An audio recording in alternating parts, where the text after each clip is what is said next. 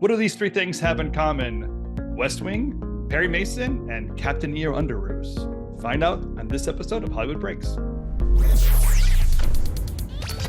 So anyway, I'm going up to Portland. Watch Wakanda Forever. Good for you. I'm kind of excited for it. I feel like Maverick didn't disappoint, obviously. No. And I'm hoping that Disney has the same magic. I have it from a reputable source that the movie it's solid. Oh, I mean, granted, he's a little biased, but it's solid. And I would never bet against Ryan Coogler. I think he's a great director. So, and I think the loss of Chadwick Boseman gives it a little extra heft. And I think everyone involved wanted to pay tribute to him. So I think that's going to give it a little bit more emotional kick. So I'm looking forward to it. I mean, I find it hilarious that as our attention spans decrease, movie runtimes increase. Right. But I think they wanted to do it justice, and I think they want to do Chadwick's legacy with the movie and the franchise and Marvel in general justice. So I think they're entitled to their extended length. So I'm looking forward to it. Might be something there. I don't know. After you said that, I'm thinking, would I sit at home and watch a 3-hour movie? I mean, yeah, because you could pause it, potty break, popcorn break. When I obviously on my phone, coffee I think break.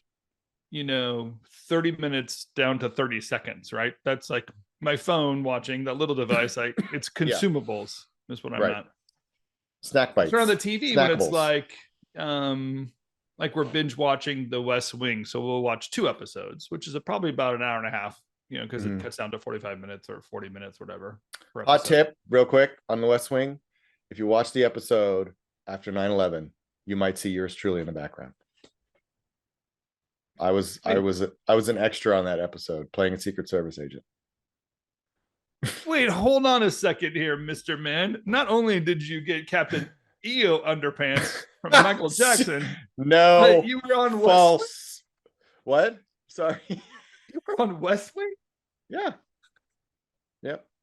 I was on West Wing and ER. That's when I first moved to LA. I worked as an extra.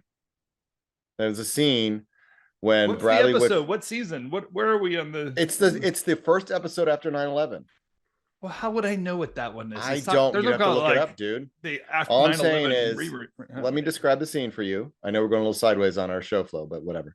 Yeah. Well, this is important. It's a scene where Bradley Whitford is in the White House. I think he's in the.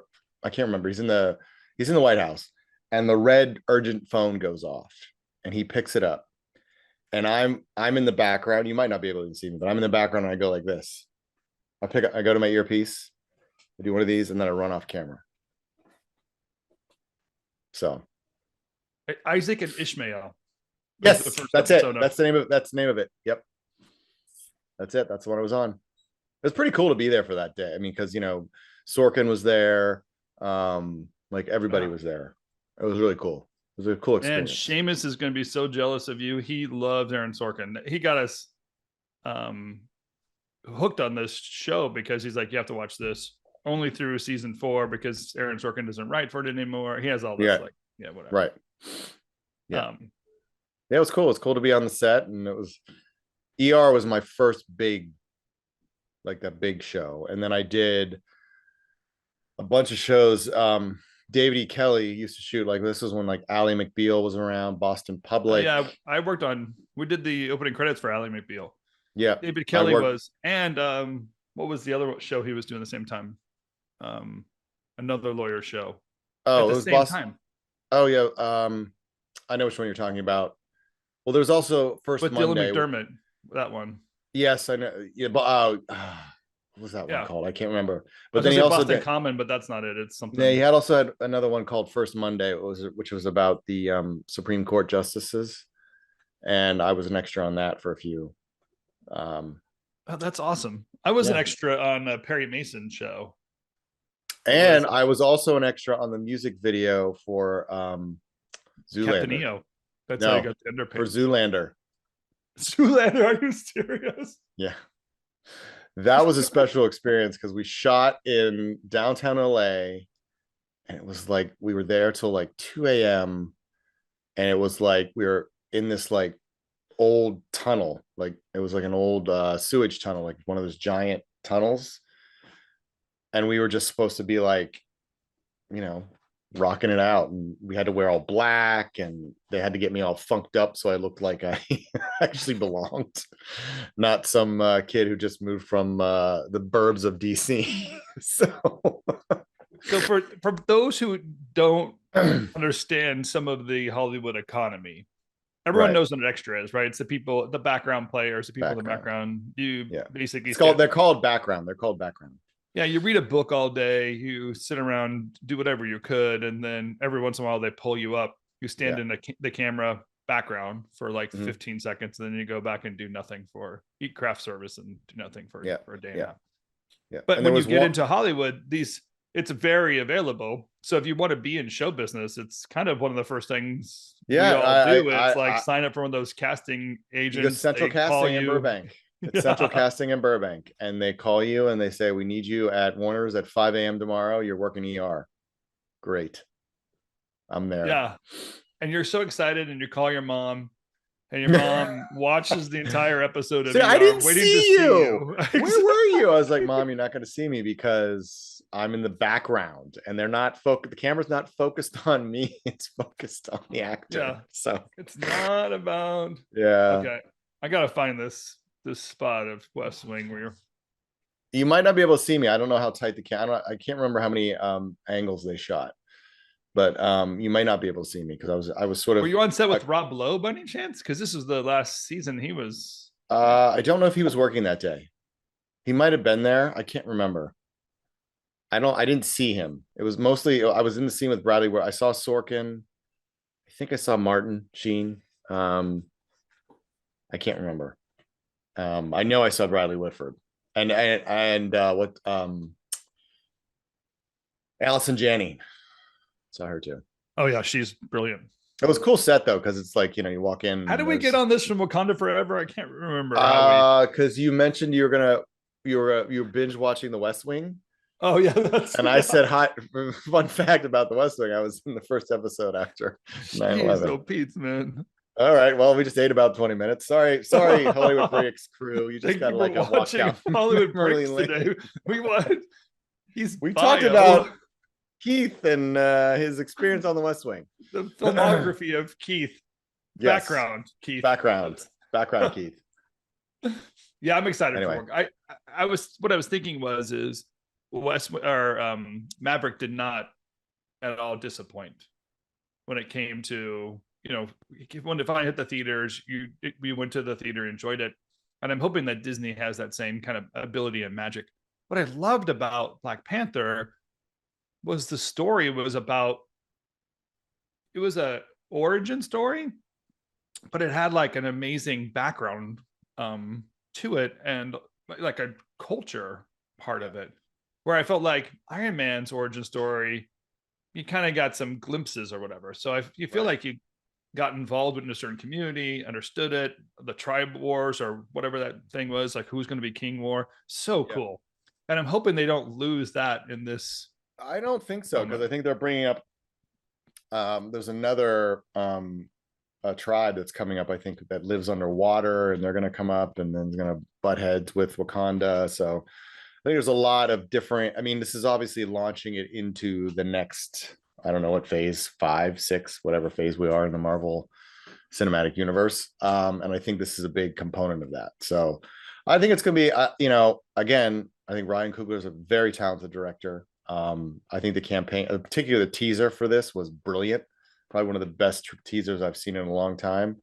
And I think when you're able to cut a great teaser like that, it's not just because of the music, but when you've got the footage, then you've got a pretty solid film on your hands. So we'll see. One part about the teaser / trailer, and this is totally me being the snob and the industry I grew up in, I just feel like the type animation was so basic. It's like the usual, like, the turn. Twist turn. Like, come on, this is like, are we back in 1995 True Lies? We can't.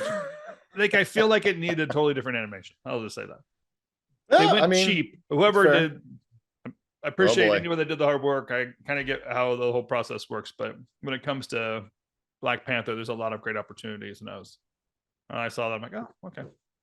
Yeah. But Disney, Disney's been hurting a little bit here, so maybe this will Yeah. kind of dig them out and give them a good fourth quarter. That the Q3 numbers really weren't playing this nicely. Yeah, the Q3 numbers were, I would say, slightly, I mean, they weren't terrible. Let's just put that out there.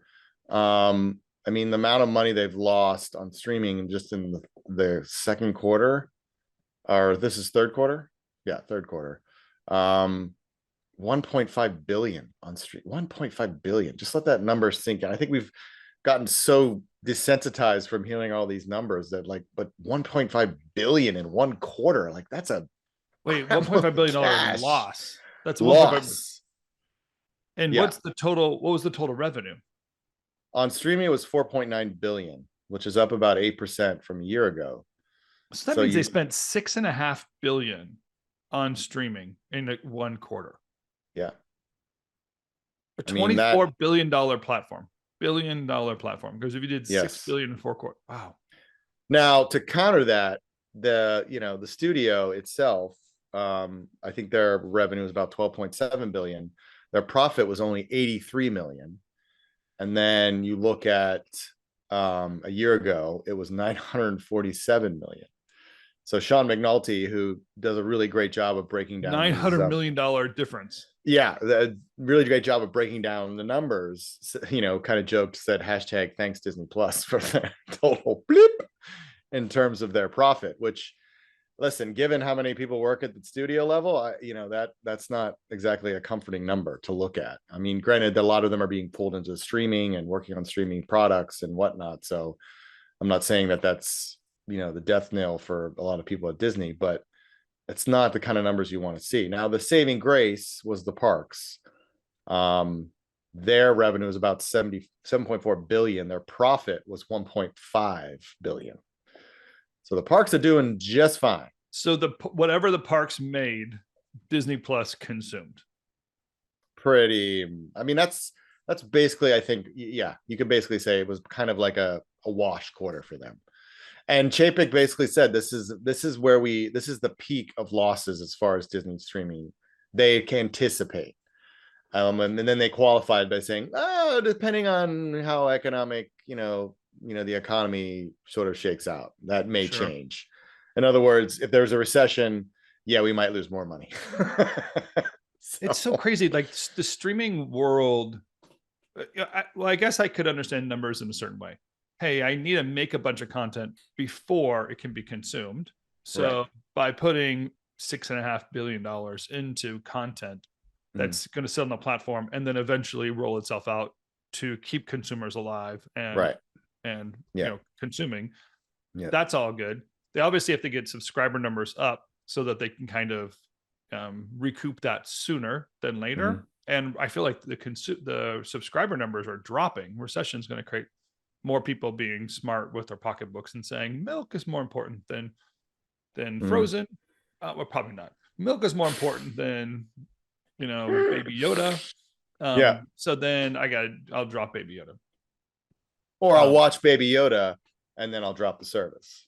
Yeah, so right. Not only buy it. Like that's what I did with Paramount. Right. I was like, oh, I really love the 1883 thing. Paid for it for the 2 months that I was there, and then but I'm just saying, like, I wanted to see it, so paid for the 2 months, dropped it. I'm not gonna. So I paid $20 to watch that. Interesting. So I get that part. It's just that the streaming process, I've been saying this for years, you consume it so much faster than it can be made. Yeah. So no matter how much Disney spends, I can only spend a portion of my time watching whatever they're making, and then I jump over to another person's platform. Yeah. So like I think that upside down, consumption curve compared to a 2.5 hour theatrical release. Well, I think the other, it kind of somewhat ties back to what we talked about a little bit last week, and what I talked about in the Founders Brew from last week is when Bob Chapek was at the Wall Street Journal Tech Conference. He said and more or less admitted we need Disney Plus to be more than just a content provider. And you can kind of see why he said that when you look at their earnings. Like they're crushing it with the parks, which anyone who's been to Disney has told me that prices are up everywhere. So yes, they're going to be making a lot more money, but they recognize that the streaming is not a long term.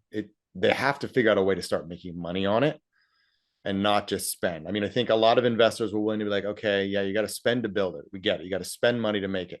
We understand that.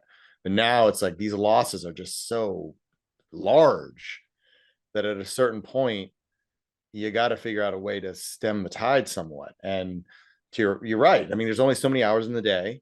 You can only produce so much content. And then once you're trying to produce so much, as you and I have talked about quite frequently, the quality starts to slip. And for someone like Disney, who has brands like nobody's business in terms of the affinity with brands, especially the overall Disney brand, you can't afford that quality to start chipping away at your brand. And no. so they've in the VHS days. Yeah. Eisner VHS days. They basically Tinkerbell 9 or whatever. Funny you should mention that, because you know who really pioneered that? Bob Chapek. When he was running home entertainment, he was the one who was like, get it now before we have to lock it in the vault. Oh, that was all that was, I believe that was his sort of genius. And then he was the one who started producing a lot of the sequels, like Lion King 2, and then that's when sort of I think the quality started to dip. So they had to rein it in a little bit. But when Iger took over, I think he reined that in a little bit. But the vault strategy, Iger fixed it when he brought on Pixar to kind of say, hey, well, let's not commoditize. Steve Jobs, I think, set the record straight. Is like, you have Tinkerbell 7 is just not gonna. Yeah, it's not what I can't associate my brand with Tinkerbell 7. Yeah, and that's probably why Iger pulled back somewhat, so he could convince Steve Jobs, like, listen, we are aware that we needed to reset the quality. I mean, that's why they shut down a lot of the Disney stores, because Disney was just becoming too ubiquitous to the point where it was everywhere and it wasn't special. And I think that was something that Iger helped to reset somewhat. But it's interesting. So you're saying the parks generate revenue. And I guess my point earlier too is that, when it comes to a theatrical release, if I spend $300 million making a film, I can recoup that in 2 or 3 weeks in the theatrical release. If I'm making something for streaming, does it take me 9 months, a year and a half to make my money back? Getting that's ARPU per kind of a thing. I got Sean McNulty really appreciated that. Yeah, he's gonna love that. Yeah. Well, I mean, the other thing is their ARPU is pretty low. I think it's right around $6 if I'm remembering correctly, which is fairly low for it's probably one of the lowest, I think. I think Peacock was up around 10, maybe. I may be wrong about those numbers, but it just goes to show you that they have a long way to go. Now, listen, they've got the new pricing structure that's going to kick in, I think, in the mid December, and as I mentioned last week, they're kind of doing the reverse. They're not using the ad tier to give people basically a option for a low price. They're increasing the sort of the ad-free tier. So it's sort of like they're not really giving, they're not just saying, oh, here's a cheaper option. Like, no, there is a cheaper option, but you're going to have to pay more for the whole kit and caboodle. So we'll see if that's in a recession. Let's raise the prices in a recession. Yeah. Brilliant. I mean, they're all going to be facing this because they're all, cutting prices. And I mean, Netflix is rolling out their ad tier right now and it's cheaper. It's just cheaper. And then the other tier is staying the same, but whereas Disney's kind of taking a Wall Street's going to be mad at these guys. I mean, I have a feeling Wall Street's reacting to these streaming services. Yeah. Just saying, hey, the Netflix model, you guys all chased it. And now it's too late in the game. Netflix isn't even making the money they used to. They're going to ads. Well, I mean, it's funny you should bring that because it was a couple days ago, I think, that Disney hit one of the lowest points they've ever hit. In the stock market? In the stock market, they dropped to, I think it was Wednesday. Their stock was down to, hold on a second, I got it right here. It was down 13% to $86.75. It's the lowest price since 2014, except for a brief blip during COVID in March of 2020. So, and Warner Brothers Discovery is the lowest it's been since the merger. Paramount is, I think, one of the lowest it's been since the CBS merger, that they brought back CBS. So they're not, and and then Lionsgate's at a 2-year low, and AMC is a 10-year low. So in other words, today's a good day to buy stocks. Yeah. Yeah. If you want to get on Disney, now may be the time to do it. Yeah. It was not a good Wednesday for, I guess, because this was Wednesday, because this was, it was a couple days ago. So, yeah, it was not a good day overall for the tech stock, for the media stocks. And I think you're right. I think Netflix was looked upon as the golden standard in terms of how you do streaming. And then they started losing subscribers and they got hammered. They've recovered quite nicely. I think we'll see how it plays out. And now they're going to do an experiment with live, which will be really interesting. They're going to do a show with Chris Rock, who hasn't done anything since the slap, really, other than his road shows.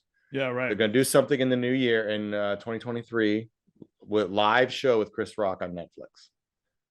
And if that goes off like Bangbusters, I would not be surprised if they start leaking into sports. Sure. So, yeah, that's a brilliant move, by the way, because it could basically just be a platform that people content's being made as fast as it's being consumed, opposed to it taking 9 months to make and consumed in 1 hour. Yeah. I mean, I think they looked at what Amazon was doing and the sort of the success they've kind of had with NFL. I mean, it's a lot of training behavior to the consumer, because they're so used to just turning on ESPN or NFL Network for Thursday Night Football, and now you got to turn on Amazon Prime. But I think slowly people, I mean, some of the games of Thursday night haven't been spectacular, so that kind of has hurt Amazon a little, but people are still going to watch. So I think Netflix is like, there might be something to that. And kudos to them for snagging Chris Rock, because I'm going to watch that. I want to watch that. And I'm sure there'll be a lot of people who are going to want to watch his first live stand-up show. That's not like a show that you watch or you pay to go see it at a forum somewhere. And he will most likely, I would imagine, will address the slap. Of course. That's what we're all waiting for. So, I mean, and he'll probably be ready to it. Like, I mean, Dave Chappelle not talking what would be about hilarious is if Dave Chappelle show. What would be hilarious if they did it like right before or right after the Oscars, because if Will Smith somehow gets nominated for Emancipation, which is possible, he's just not allowed to attend. He can still get nominated. Do you want to put money on that one? No, absolutely not. Are you saying he won't or he would? I would not put it past the Academy to nominate him. I mean, we all saw how they all behaved after the incident. You would bet the Academy would nominate him. How much? Don't put money on that. I'm not going to put money on it. No, I'm not going to put money. I'm not that entirely confident. How about one case of Founders Brew? Just one.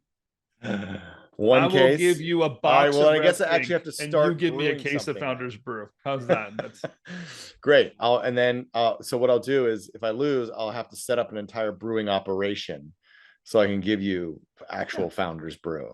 Yeah. You can do that in your garage. I've seen people do that. Or I'll just repackage Starbucks and slap a Founders Brew. And I'll give you a box of Red Things. Which is there you go. Yeah, which would probably be like a Jolly Rancher. It's like a candy bar. Because you have to just sit and suck on it. All right. That's funny. The streaming services, to me, I'm glad there's some disruption taking place, but the physical location, there's still something about what theaters can do that everyone's been focusing on the streaming so much. Yeah. But maybe there's going to be a transition back to the theaters. And, I'm going to predict what we're going to see is some breakthrough filmmakers in the theater space getting some notoriety, because the theaters are currently more wide open than not. Get some films out there, get some recognition there, and then we'll see the new generation of filmmakers and names and actors that we currently just don't know. I don't know if that will come from, I'd be curious if it would come from the same circuits as the film festivals and other places where people have been discovered before, but we kind of need to know that feeding tube has to be put back into the theaters to Well, I kind think, of revive this thing. yeah. I mean, the big challenge is finding a entertainment that is entertaining for everyone. Like that, you're gonna go if you want to get people's butts back in the seats and not have to spend $300 million to make Wakanda forever or whatever it is. I don't know them. I'm just pulling that number out of the air. You got to make entertainment that everybody wants to see. Richard Rushfield, good friend of ours, obviously, of the Hollywood Breaks, had a great piece in the Ankler this week, and it was about this. It was about, you know, you got to figure out a way to get out of your, and that's why I wrote about it in the Founders Brew this week, is you got to get out of the bubble. Like you got to figure out a way to get out and find entertainment that appeals to everyone. And I don't know if it's like moving to Ohio for a year or something. You've got to get away from this feeling that you got to want to go to a cocktail party in Brentwood and everyone telling you how great your movie is when like they're the only ones that have seen it. I mean, we're never gonna find the next Spielberg. Until we start getting out of that habit. And I don't really know if I don't know if it's gonna happen. I don't know. I mean, I think they feel like streaming has kind of given them another lifeline, but now obviously the financials have to start lining up. And I think that's where they're gonna, run headlong into a brick wall if they're not careful. I mean, I would love to say that, you're right. It'd be great. We'd find new talent. Theaters would come back. But I don't know. The polarization and the sort of, like I said, the bubble mentality, live behind gates, work behind gates attitude has got to just get blown up if that's really going to happen. I mean, we know it's possible, right? Because there are more people working remote, doing things different. There's just like a moment in time that we've created smaller economic conditions that have larger influence, and it might reset itself, but in that moment hopefully there's the discovery is what I'm predicting. I would push back a little bit on the remote work. I don't think that's true. I think people are killing remote work. All the studios won't hire anyone outside of LA. You can work from home, but you can still have to be within driving distance of the office. It's not that I disagree with you that employees working at studios have to go to studios, but filmmakers that move from Los Angeles to another place. That's true. Yeah. Films.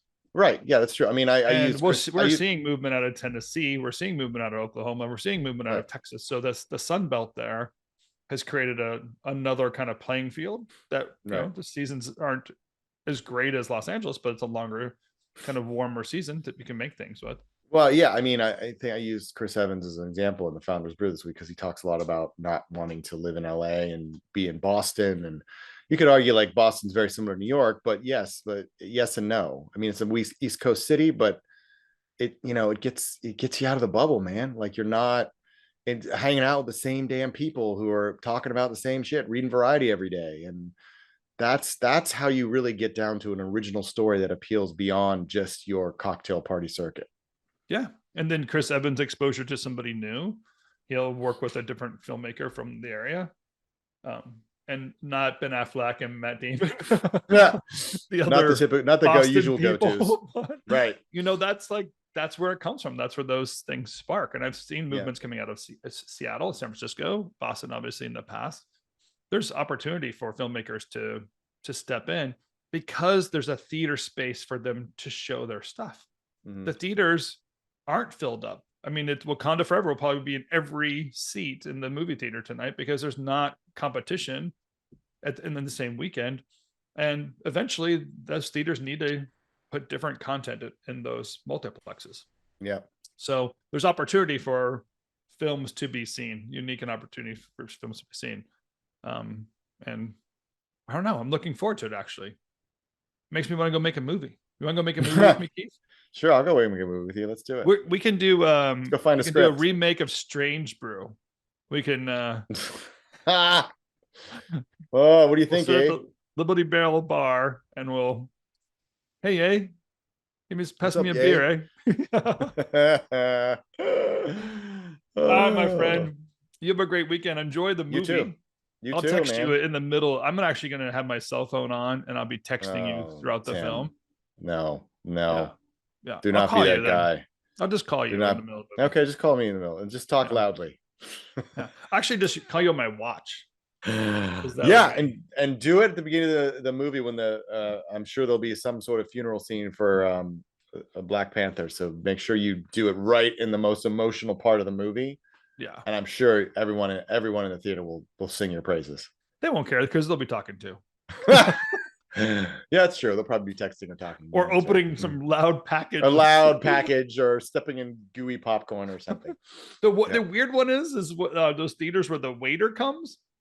The waiter's like walking down the aisle with like French fries and hamburgers in the middle of the movie. I mean, it's good when it's your food, but when the dude in front of you has like flashlights and French fries, tater tots being served, I'm like, can you get out of the way? I'm trying to watch the movie. Yeah, and down in front, right? Down in front. All right, have a good weekend. Yeah, you too. See you next week. Okay, bye.